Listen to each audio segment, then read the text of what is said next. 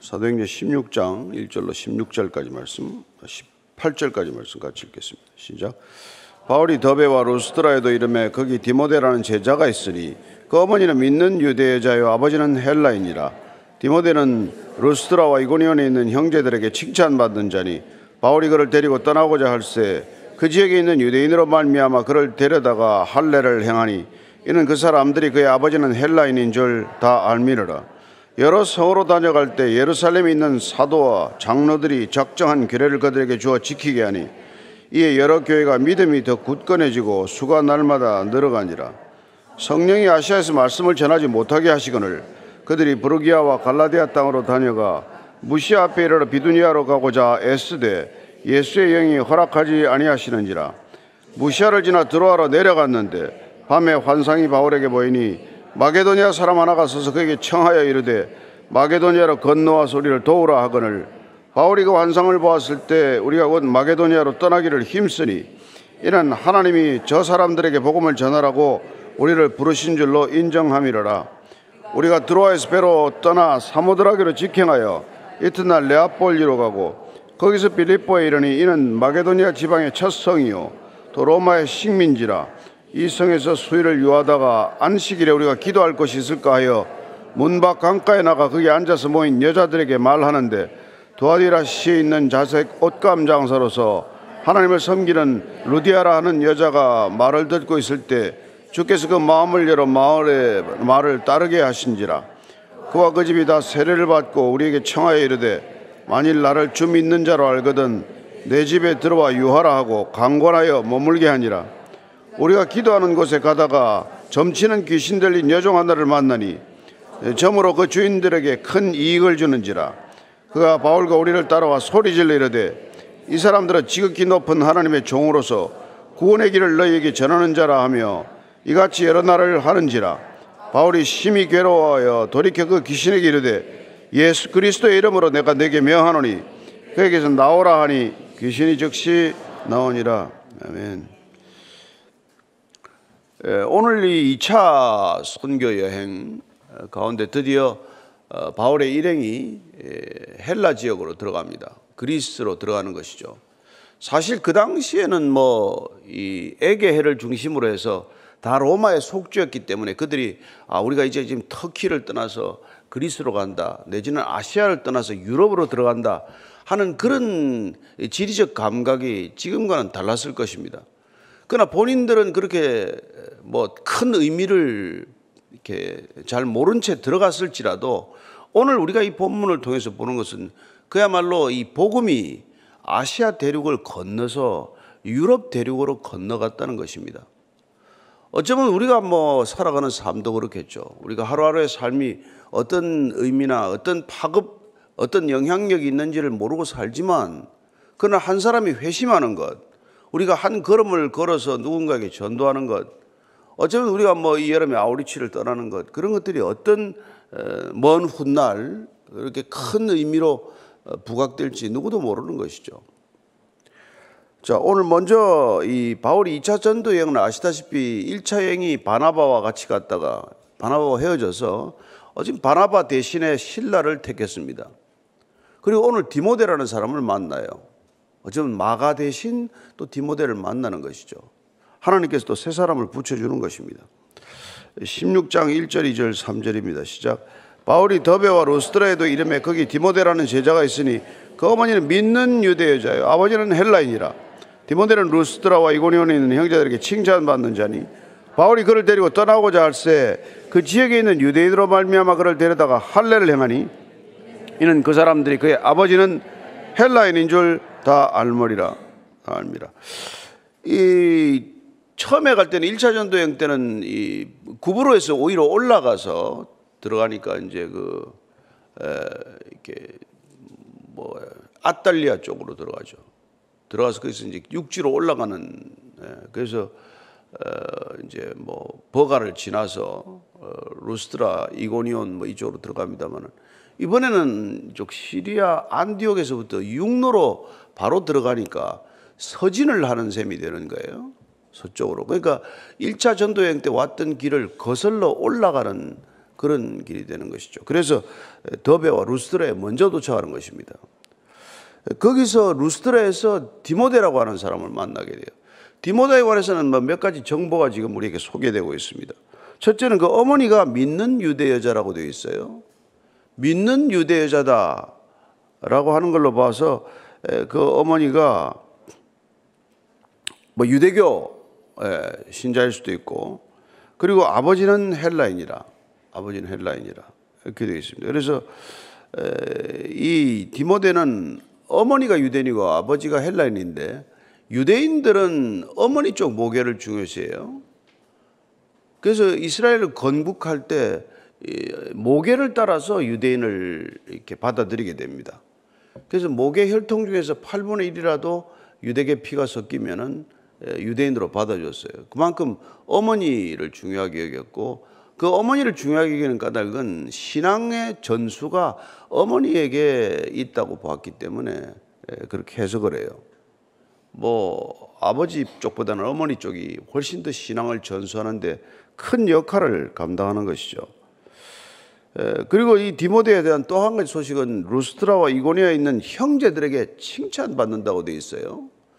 초대 예루살렘 교회를 세울 때도 7 사람들을 세울 때, 리더를 세울 때 주변 사람들에게 칭찬받는 사람이라고 하는 표현이 나왔지만, 뭐 사람들의 비위를 맞춰서 칭찬받겠어요. 삶의 모습이나 인격이나 성품이 다른 사람들에게 피해를 주지 않고 늘 다른 사람들을 배려하고 살았다는 뜻이죠. 디모데 또한 그렇다는 것입니다. 그래서 바울이 그를 데리고 동역자로 삼고 그를 이 앞으로의 전도 여행에 같이 동반하기를 청한 거예요. 정말 예수님께서 갈릴리를 지나가다가 나를 따르라고 부르는 거나 마찬가지죠. 그러나 어쨌건 그 디모데는 여기서 처음 만났다기보다는 1차 전도 여행 한 5년 전쯤으로 예상이 되지만, 그때 만나서 디모데도 복음을 받아들인 것으로 이렇게 보고 있습니다. 어쨌건 그도 이제 바울의 초청을 받고 결단해야 될 거 아니겠습니까? 그래서 바울을 따라서 이 전도 여행에 동참하기로 결정을 한 거예요. 쉬운 결정이겠습니까? 쉽지 않죠. 그런데 또 한 가지 놀라운 건 오늘 정말 그를 데려다가 바울이 할례를 행했다는 거예요. 지금 이 2차 전도 여행의 목적은 예루살렘 총회가 결정한 것, 예수 믿는데 굳이 헬라인들이 유대인이 될 필요는 없다. 율법을 꼭 그 율법이 정하는 절기를 지킨다거나 또 할례를 받는다거나 할 필요가 없다는 일종의 그 규칙을 가지고 가서 읽어주고 회람하고 그리고 복음으로 초청하는 그런 일들을 하는데, 디모데를 같이 데리고 동역을 하겠다고 결정을 하고는 그에게 할례를 요구하는 거예요. 이거 앞뒤가 맞지 않는 일 아니에요. 그런데 여기 놀라운 바울의 이 정말 판단력과 그리고 결단력과 그의 참된 영성을 보는 것이죠. 예수 믿기 위해서 할례 받을 필요 없다. 그 큰 원칙은 변함이 없다는 것입니다. 그러나 유대인들에 전하기 위해서 유대인인 디모데는 할례를 받는 게 유대인을 향한 사역에 훨씬 도움이 될 거라고 본 거란 말이에요. 유대인들을 불편하지 않게 하고 그들을 더욱더 전도의 문을 넓혀서 전도로 인도하는 데는 디모데가, 비록 아버지가 헬라인이어서 저 사람은 당연히 할례를 안 받았을 것이라고 생각을 하겠지만, 그러나 그가 할례를 받는 걸 사람들이 알게 함으로써 예수 믿는 사람들을 더욱더 편케 하겠다는 거예요.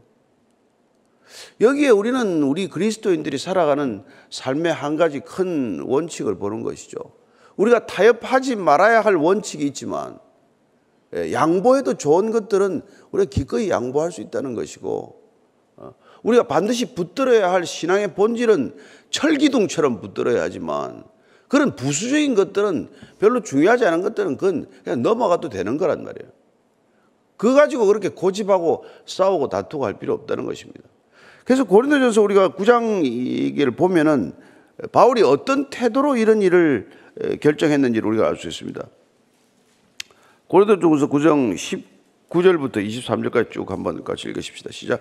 내가 모든 사람에게서 자유로우나 스스로 모든 사람에게 종이 된 것은 더 많은 사람을 얻고자 함이라. 유대인들에게 내가 유대인과 같이 된 것은 유대인들을 얻고자 함이요 율법 아래에 있는 자들에게 내가 율법 아래에 있지 아니하나 율법 아래에 있는 자같이 된 것은 율법 아래에 있는 자들을 얻고자 하며 율법 없는 자에게는 내가 하나님께는 율법 없는 자가 아니요 도리어 그리스도의 율법 아래에 있는 자이나 율법 없는 자와 같이 된 것은 율법 없는 자들을 얻고자 함이라. 약한 자들에게 내가 약한 자와 같이 된 것은 약한 자들을 얻고자 하며 내가 여러 사람에게 여러 모습이 된 것은 아무쪼록 몇 사람이라도 구원하고자 함이니 내가 복음을 위하여 모든 것을 행함은 복음에 참여하고자 함이라. 복음에 참여하기 위하여 그는 복음을 위해서 모든 것을 행할 수 있다는 거예요. 여러분 이게 바울의 위대함이라면 위대함이란 말이에요. 우리는 잘못하면 하나님보다 내 믿는 하나님을 믿는 믿음이 더 중요해요. 나는 때로는 어떻게 보면 예수님보다도 예수님을 예배하기 위해 드리는 나의 종교적 모든 이 패턴이 더 중요해요. 그래서 예수님보다도 교회가 더 중요해지고 교회보다도 내가 더 중요한 사람이 되는 거예요. 바울은 그러지 않았다는 것입니다. 바울은 예수님이 더 중요하고 복음이 더 중요하기 때문에 내가 나를 바꿔야 할 것이 있다든지 하면 거침없이 나를 바꿀 수 있는 사람이 된 것이죠. 그래서 나는 사람들한테 자유롭지만 그 사람들 종처럼 행동하는 거예요. 그게 비위를 맞추는 건 아니라는 것입니다. 유대인들에게는 내가 유대인처럼 그렇게 행동하는 것이고 율법 아래에 있는 자들에게는 나는 율법에 자유롭지만은 율법을 지키는 사람들을 존중해 줬다 이 말이라는 거예요. 율법 없는 사람들한테서 내가 율법을 안다고 무슨 뭐 거들먹거리거나 율법을 지켜야 한다고 그런 얘기를 하지 않지만 율법 없는 자들처럼 그렇게 같이 행동하면서 그렇게 복음을 전할 수 있다는 것입니다. 그래서 그런 고기 먹는 문제만 가지고도 그 헬라 세계는 전부 다 우산 신전에 들여졌던 고기가 뒤에 시장에 뒷거래되면서 싼 값으로 사니까 되게 손님 초대할 때 그 싼 고기를 사다가 손님들한테 대접할 때 그냥 묻지 말고 먹어라. 유대인의 관습에 따지면 그런 이상 신전에 들어있던 고기를 어떻게 먹습니까? 그런 불결한 고기를 그렇게 하지 말고 그리고 또 주인한테 이거 우상 신전에 바쳐졌던 거 나온 거 산 거 아니요? 이렇게 확인할 것도 없이 그냥 나오면 먹으라는 거예요. 그러나 주인이 이거 오늘 우리가 조금 고기를 시장에서 왔는데 신전에서 갔다 온 건데 당신 불편하면 먹지 않아도 됩니다. 그런 얘기를 한다면 양해를 하고 아 그래요? 그럼 제가 오늘 이 고기는 안 먹겠습니다. 또 이렇게 할 수 있는 거란 말이에요. 그래서 이 바울이 디모데를 데리고 가면서 할례를 왜 받은 거지? 할례 안 받아도 된다는 그 예루살렘 총회 결정을 전하러 가는데 그 디모데를 보고 할례를 받으라고 하니 이게 얼마나 놀라운 결정이냔 말이에요. 오직 내가 복음을 전하는 사람을 그게 더 배려하는 바울의 그런 태도를 우리가 놓쳐서는 안 된다는 것입니다. 예배를 드리다 보면 우리가 이런저런 일로 부딪히는 때가 많아요. 다 자기가 더 중요해서 부딪히는 거예요. 상대방 좀 배려하면 그냥 지나갈 건데 오늘 아침에 우리 송 목사님 또 이렇게 아침에 반주를 하는데 나는 별로 사실 좋아하진 않아요. 아침에 기타 그리고 또 기타가 줄을 할 때 왜 지지직 소리가 그렇게 나? 근데 그게 또 멋이래네. 난 잘 모르겠지만 그게 멋있대 좌우지가. 그러면 된 거예요. 그것도 또 얼마나 주님을 사랑하는데 설교도 하고 저렇게 기타도 연주하고 하겠어요. 그러면 된 거예요. 된 거. 당신 설교만 해라 이럴 거 없단 말이에요. 이거 흥분해서 할 얘기는 아니지만 좌우지간 우리가 이게 주님이 중요한 거고 주님을 이렇게 사랑하는 태도가 중요한 거지 왜 내 식대로 주님을 사랑하라 그런 소리는 해서는 안 된다 말이에요. 그 사람 사랑하는 방법이 있고 바람이 불면 종이는 팔랑거리고 깃발은 펄럭거리지만 담벼락은 꼼짝도 안 하지만 왜 너는 바람이 부는데 꼼짝도 안 하냐 그런 얘기를 왜 하냐는 말이에요. 담이니까 안 하는 거지. 그래서 우리가 중요한 것은 복음이 전해지는 거란 말이에요. 사랑하기 때문에 복음이 전해지는 거란 말이에요. 4절 5절입니다. 시작. 여러 성으로 다녀갈 때 예루살렘에 있는 사도와 장로들이 작정한 규례를 그들에게 지키게 하니 이에 여러 교회가 믿음이 더 굳건해지고 수가 날마다 늘어가니라. 이렇게 복음을 전하고 다니니 복음이 허황해지고 복음을 믿는 사람들이 더 늘어났다 이겁니다. 까다롭게 하지 않고 말이죠. 유대인들은 그냥 똘똘 뭉쳐서 자기들의 신앙은 세상을 이겼다라고 주장할지 모르지만 그 길로 누가 비집고 들어가냐는 말이에요. 그러나 복음은 사랑이고 복음은 생명이기 때문에 복음이 전해지려고서 생명의 열매가 있게 마련이란 말이에요. 사랑하면 생명이 싹트기 마련이란 말이에요. 그게 중요한 거란 말이죠. 6절 7절입니다. 시작. 성령이 아시아에서 말씀을 전하지 못하게 하시거늘 그들이 부르기아와 갈라디아 땅으로 다녀가 무시아 앞에 이르러 비두니아로 가고자 애쓰되 예수의 영이 허락하지 아니하시는지라. 여기 또 한 가지 중요한 것은 성령께서 우리를 어디로 인도하시지만 우리를 못 가게도 할 수 있다는 걸 우리가 상황이 안 열리는 거예요. 그래서 말씀을 이제 본인은 북아시아로 이제 가는 걸 원한 거지. 북쪽으로 서진하다가 이제 동북 쪽으로 가기를 원했는데 이 길이 막힌 거란 말이에요. 어떻게 막혔는지 왜 막혔는지 기록하지 않았어요. 누가가. 그러나 어쨌든 거기서 말씀을 전하지 못하게 됐다고 되어 있습니다. 그래서 브르기아와 갈라디아 땅으로 다녀가지고 무시아 앞에를 비두니아로 가고자 또 애썼지만은 또 예수의 영이 허락하지 않는다고 말합니다. 성령께서 말씀도 전하지 못하게 하고 더 나아가지도 못하게 하는 이런 상황을 만난단 말이에요. 그랬을 때 어떻게 해야 됩니까? 금식기도 시작해야 돼요. 40일 작정기도 해야 되죠. 근데 보니까 8절, 9절, 10절 이렇게 또 새로운 길이 열렸습니다. 시작.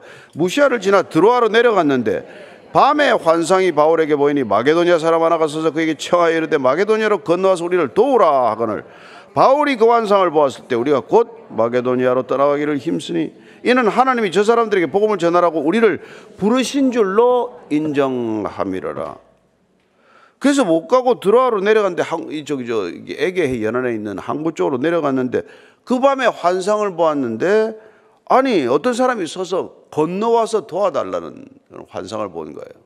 건너와서 도우라. 누구는 이 환상이 알렉산더라는 그런 설도 있고 누가라는 말도 하고 별의별 소리가 다 있는데 다 자기 생각일 뿐이고 어쨌건 마케도니아로 와서 건너와서 우리를 도와달라. 건너와서 우리를 도와달라. 건너와서 돕는 사람, 이게 선교 아닙니까? 와서 도와달라는 거예요. 그래서 바울이 그 환상을 보았는데 여기서 보니까 이제 우리가 나와요. 우리가 여기 누가가 지금 저자 아니에요. 누가가 여기에부터 포함됐다라고 보는 겁니다. 우리가 가기 시작을 했다. 단순한 복수가 아니라 누가가 이 길에 이제 동행을 했다고 지금 보는 거예요. 그래서 마게도니아로 떠나기를 힘쓰니 이는 하나님이 저 사람들에게 복음을 전하라고 우리를 부른 줄로 인정함이라.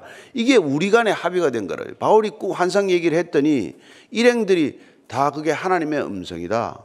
하나님께서 친히 그렇게 인도하시는 것이다. 그게 성령께서 우리를 인도하시는 길이 맞다 하고 한 마음이 돼서 지금 건너가기로 된 거예요. 그래서 유럽의 관문이 이제 열리는 일입니다. 이게 바울은 이 소아시아 전역을 전도하는 게 1차적인 목적이었겠지만 하나님께서 그 걸음을 이렇게 마케도니아 쪽으로 인도하셔서 전도의 방향을 바꿔놓은 거란 말이에요. 이런 일들이 선교사들에게는 흔히 가끔 일어나는 일이에요.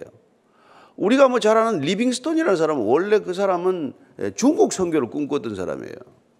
그러나 그 사람은 아프리카로 결국 가게 되는 것입니다. 윌리엄 캐리라는 선교사는 원래 남태평양의 그 폴리네시아 쪽을 마음에 품고 기도했던 사람이에요. 그러나 정작 그분은 인도로 가서 인도 선교에 주력하게 되는 것이죠. 누구에게나 그런 경험이 있을 겁니다.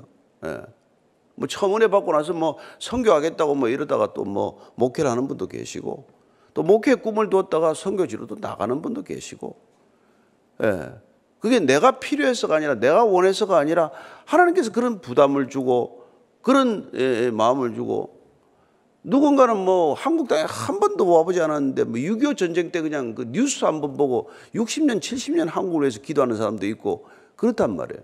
그게 내 생각이 아니라 성령이 주는 그런 거룩한 마음과 영적 인도를 따라서 그렇게 기도하고 또 그렇게 직접 가기도 하고 그런 거란 말이에요. 예. 어떤 분은 핸드폰에 자기 이거 얼굴은 안 넣고 아프리카 지도를 여놓고 있더만. 아직 가지는 않았지만 좌우지간 그런 분도 계세요. 맨날 카톡만 뜨면 보면 아프리카 지도가 떠. 언제 갈래나 그러고 있는데, 예. 하여튼 그런 분도 있고 이래요. 좌우지간 그게 누가 시킨다고 하는 일이겠어요? 아니란 말이에요. 이게 성령께서 이렇게 이 방향으로 인도하기도 하고, 그래서 우리가 환경에 민감하고 예민해야 된단 말이에요. 누구 마음의 음성에도 예민해야 된단 말이에요. 나는 절대로 그래 안 가. 나는 이리 가야 돼. 고집을 피우는 게 아니라 인도하심을 따라서 이게 가는 거죠. 그렇게 가서 오늘 이제 두 여인을 만나게 된다. 이제 얘기입니다. 자, 11절 12절 시작. 우리가 드로아에서 배로 떠나 사모드라게로 직행하여 이튿날 네아폴리로 가고 거기서 빌립보에 이르는 이는 마게도니아 지방의 첫 성이었고 로마의 식민지라 이 성에서 수의를 유하다가 그래서 배로 이제 떠나가지고 사모드라게라는 섬을 또 지나갑니다. 꽤 높은 섬이에요. 해발 1500m 이상 되는 섬인데 여기를 지나가지고 네아폴리라는 곳으로 들어가서 항구로 들어갔다가 거기서 한 16km쯤 걸어서 또 빌립보를 들어갔는데 그 빌립보가 마게도니아 지방의 첫 번째 성, 중요한 성이라는 뜻이에요. 크다는 뜻입니다. 컸어요. 근데 이게 로마의 이제 식민지였는데 로마가 이걸 이제 식민지화하면서 로마 법을 적용을 하고 세금을 감면하고 퇴역 군인들에게 땅을 줘서 여기서 많이 살게 했다고 그래요. 그래서 이제 번성하는 도시가 된 것이죠. 이게 데살로니카가 마케도니아의 수도입니다. 빌립보는 그러나 수도는 아니에요. 근데 처음으로 이제 이곳을 들어간 거죠. 그래서 여기서 누구를 만납니까? 이제 루디아라는 이제 여인을 만나는 것이죠. 그게 13절 이하 얘기예요. 시작. 안식일에 우리가 기도할 곳이 있을까요? 문 밖 강가에 나가 거기 앉아서 모인 여자들에게 말하는데 도아디라 시에 있는 자색 옷감 장사로서 하나님을 섬기는 루디아라는 한 여자가 말을 듣고 있을 때 주께서 그 마음을 열어 바울의 말을 따르게 하신지라. 그와 그 집이 다 세례를 받고 우리에게 청하여 이르되 만일 나를 주 믿는 자로 알거든 내 집에 들어와 유하라고 강권하여 머물게 하니라. 안식일에 기도할 곳이 없을까? 왜 회당을 가지 않았을까요? 회당은 유대 남자들이 10명 이상 되어야 생기는 곳입니다. 그래 회당인데 아직 회당이 없었다고 봐야 되는 것이죠. 그래서 어디를 가야 되나 강가를 가다가 보니까 기도할 곳을 찾는데 여자들이 모여 있는 거예요. 근데 그 중에 이제 누가 있습니까? 두아디라는 아시아 쪽에 있는 곳이에요. 그쪽에 있는데 자색 옷감 장사를 하는 루디아라는 여자를 만났는데 루디아가 이름이라기보다는 이 두아디라 지역에 있는 도시 이름으로 봐요.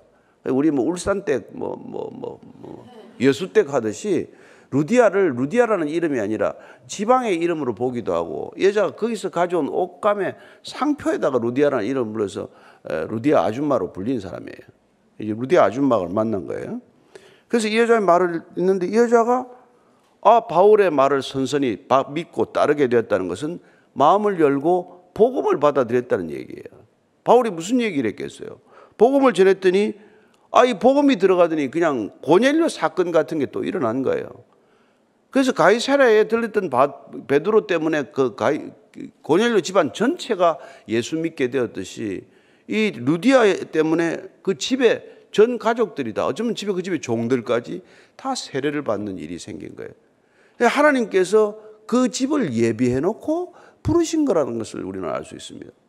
따라서 이 모든 사도들의 발걸음은 성령께서 인도하시고 길을 막으시고 길을 여시고 한편으로는 사람을 예비하시고 준비한 사람을 만나게 하시고 본인이 루디아를 알고 갔습니까? 무슨 빌립보를 가겠다고 꼭 목표를 삼고 갔습니까?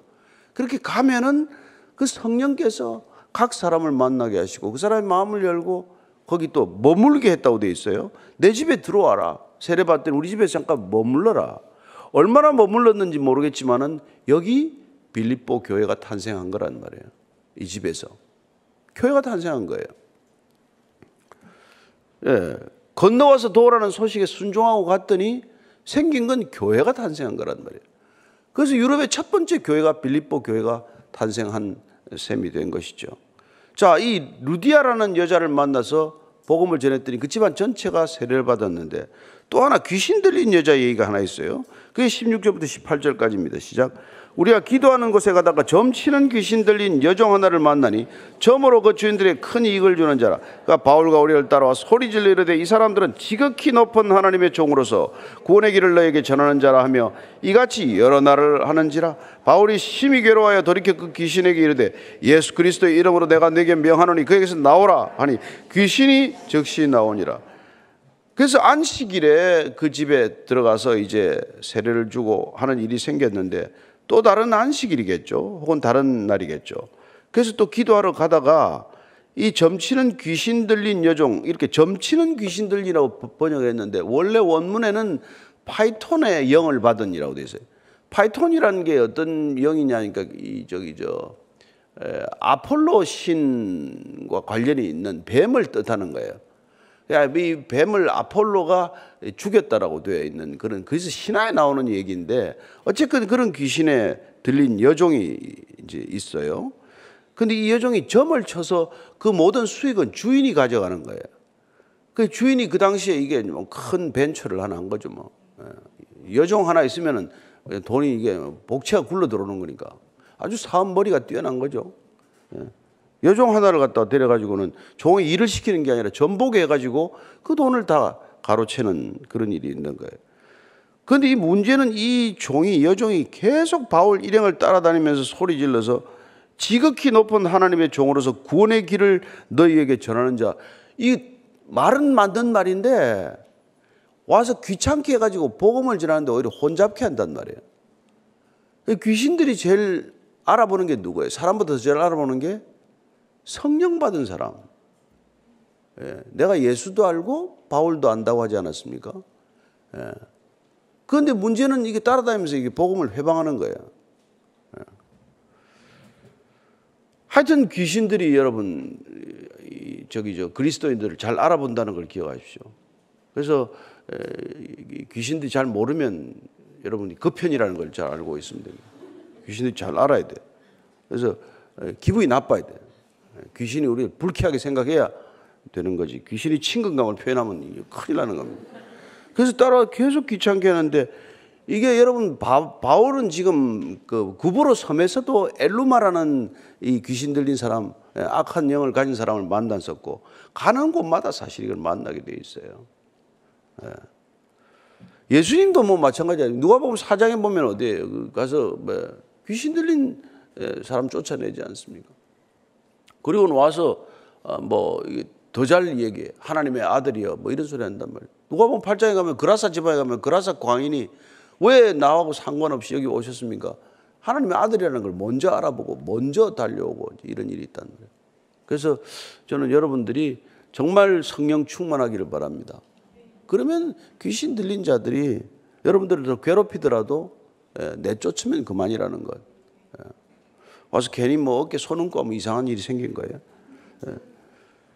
이같이 여러 날을 하니까 바울이 드디어 결심을 하고 이제 내쫓기로 결심을 하고요. 가만 태도를 두고 보고 있다가 그리고는 예수 그리스도의 이름으로 내가 내게 명하노니 그에게서 나오라 이렇게 꾸짖었고 내쫓았단 말이에요. 근데 이후에 이 여인은 어떻게 되는지 몰라. 이 여종은. 그러나 이 여종도 어쩌면 루디아 집에서 예배에 참여할 수도 있는 것이고 기록은 되지 않았지만 빌립보 지방에 들어가서 진짜 신분이 전혀 다른 두 여인을 동시에 전도하는 일이 있고 어쩌면 그들이 다 함께 교회를 이루는 놀라운 일이 생겼겠죠. 신분의 고하와 상관없이 전혀 다른 사람들이 함께 구원에 이르는 이미 이 구원이 시작되는 유럽 땅에서부터 구원에는 신분의 격차도 없고 그 어떤 것도 누구도 구원에서 제외될 수 없다는 것을 우리에게 가르쳐주고 있는 것이죠. 2차 전도여행은 이렇게 지금 계속될 것입니다. 그러나 중요한 것은 오늘 무엇입니까? 바울이 디모데를 얻은 것이요. 그 디모데에게 할례를 받도록 한 것이요. 그리고 빌립보가 열렸다는 것. 이런 사실들을 통해서 우리가 오늘날 정말 우리가 어떤 교회가 얼마나 살아서 역동적이어야 하는지를 한번 곰곰이 생각해 보는 시간이 되기를 바랍니다. 우리는 어떻게 우리의 발걸음을 주님께 맡겨야 할 것인가 한번 주님께 물어보는 시간 갖기를 바랍니다. 같이 기도하겠습니다. 하나님 아버지, 때로는 우리가 막힌 상황을 보고 열어달라고 진짜 끈질기게 기도하지만 그러나 주님께서는 그 길이 아니요 이 길로 우리를 인도하기 위함이신 것을 우리로 하여금 깨닫게 하시고 기다리시는 것을 우리가 압니다. 주님께 순종하는 음성 듣게 하시고 주님의 음성이 들릴 때 즉각 순종할 뿐만 아니라 이것이 주의 음성인지 아닌지를 분별하는 예민한 영적인 민감함이 있게 하여 주옵소서. 사람을 통해서 들려오는 것, 환경을 통해서 말씀하시는 것, 말씀을 통해서 우리에게 친히 일러주시는 것 놓치지 않게 하시고 성경을 펼 때나 사람들을 대할 때나 말씀을 들을 때나 언제나 우리의 영적 예민함과 민감함이 깨어나서 주님께로 향해 있게 하시고 주님의 음성을 들었고 주님의 음성이 분명할 때 즉각 순종할 줄 아는 믿음의 사람들 다 되게 하여 주옵소서. 주님, 늘 주님을 향해 열려 있게 하여 주옵소서. 본질에 철기둥처럼 붙어 있으되 비본질적인 것은 바람처럼 가볍게 여기게 하여 주옵소서. 이제는 십자가에서 철기둥과도 같은 변함없는 불변의 진리의 기둥 십자가를 세우신 우리 구주 예수 그리스도의 은혜와 그 기둥 끝길에서 우리를 맞아주시는 아버지의 사랑과 날마다 변함없는 본질을 붙들게 하시는 성령님의 인도하심이 오늘 바울이 길을 바꾸어서라도 성령의 인도하심을 따라 순종했던 그 길 우리도 함께 가기를 원하는 이제 고개 숙인 모든 성령의 사람들 위해 지금부터 영원까지 함께 하시기를 간절히 축원하옵나이다. 아멘.